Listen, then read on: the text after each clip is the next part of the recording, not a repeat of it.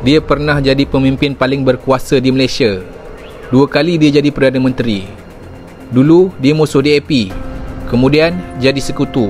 Dulu dia kata Anwar Ibrahim tak layak, tapi akhirnya dia sendiri janji nak serah jawatan kepadanya. Tapi kenapa Tun Mahathir tiba-tiba letak jawatan pada tahun 2020? Dan kenapa dia tak pernah bagi Anwar Ibrahim jadi Perdana Menteri? Hari ini kita bongkar kisah kejatuhan Tun Mahathir.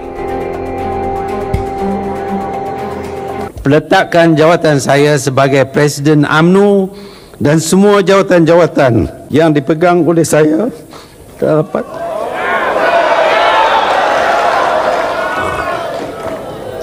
dalam parti. Peletakan saya sebagai pengurusi Barisan Nasional dan semua jawatan dalam Barisan Nasional. Sebelum PRU 2018, Tun Mahathir buat keputusan yang mengejutkan.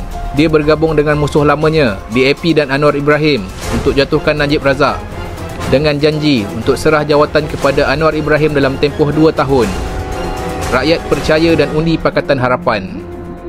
Pakatan Harapan menang. UMNO kalah buat pertama kali dalam sejarah. Tun Mahathir sekali lagi jadi Perdana Menteri. Tapi di sinilah semuanya mula jadi huru-hara. Masalah pertama, Anwar Ibrahim. Walaupun Tun Mahathir janji nak serah jawatan dalam tempoh 2 tahun, dia mula bagi alasan. Mula-mula, Tun Mahathir kata dia nak selesaikan ekonomi dulu. Tapi ramai dalam Pakatan Harapan mula rasa Tun Mahathir sebenarnya tak nak lepaskan jawatan. Anwar Ibrahim dan penyokongnya mula gelisah. Mereka takut Tun Mahathir akan buat helak untuk terus berkuasa. Dan di belakang tabir, satu konspirasi sedang berjalan.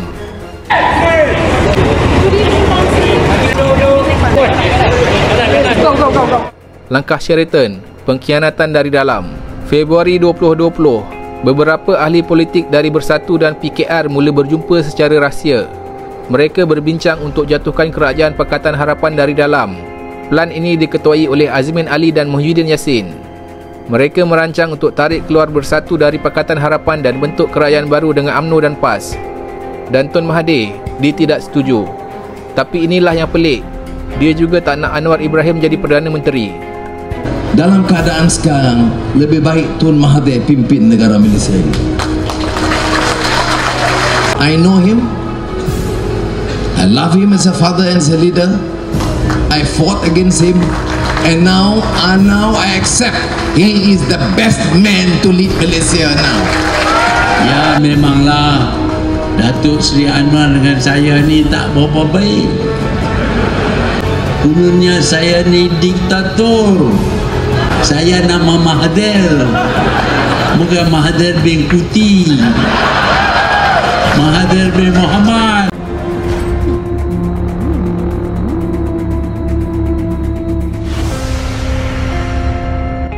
Kenapa Tun Mahathir tak nak Anwar jadi Perdana Menteri? Sebenarnya, Tun Mahathir tak pernah percaya kepada Anwar Ibrahim. Walaupun mereka berpakat dalam PRU 2018, Tun Mahathir masih fikir Anwar Ibrahim bukan pemimpin yang sesuai. Sebab utama, Tun Mahathir percaya Anwar Ibrahim terlalu liberal dan tak cukup kuat untuk kawal politik Malaysia. Dia juga takut Anwar Ibrahim akan balas dendam atas apa yang berlaku pada tahun 1998. Saya bukan timbalan Perdana Menteri.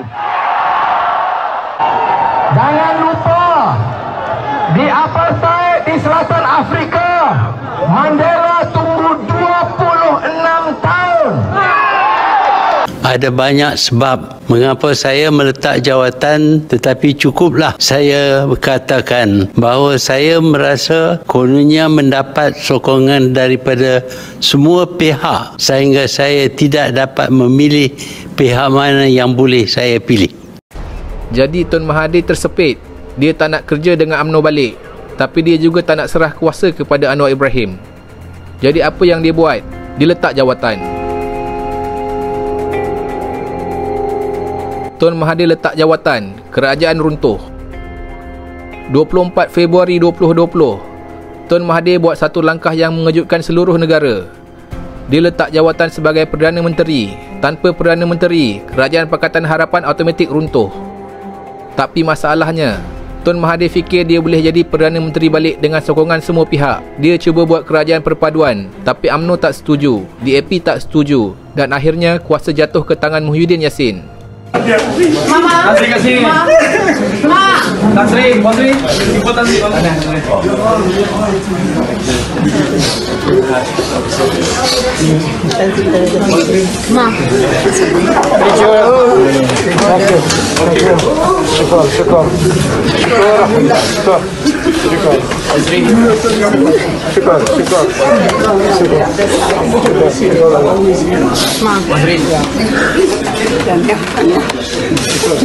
Syukur alhamdulillah. Syukur paling. You all work so hard. Thank you. Tun Mahathir sendiri kena game, dia hilang kuasa dan dalam sekelip mata dia jadi orang luar dalam politik Malaysia. Kejatuhan Tun Mahathir tiada tempat dalam politik. Lepas hilang jawatan, Tun Mahathir cuba bangkit balik. Dia tubuh Parti Pejuang, tapi kali ini orang dah tak percaya. PRU 2022, Tun Mahathir bertanding di Langkawi tapi kalah teruk. Buat pertama kali dalam sejarah, dia kehilangan deposit pilihan raya. Parti Pejuang gagal dapat satu pun kerusi. Siapa sebenarnya Tun Mahathir? Tun Mahathir, seorang negarawan, seorang diktator, seorang penyelamat atau seorang pengkhianat? Apa pendapat anda? Komen di bawah. Subscribe untuk lebih banyak kisah kontroversi politik Malaysia.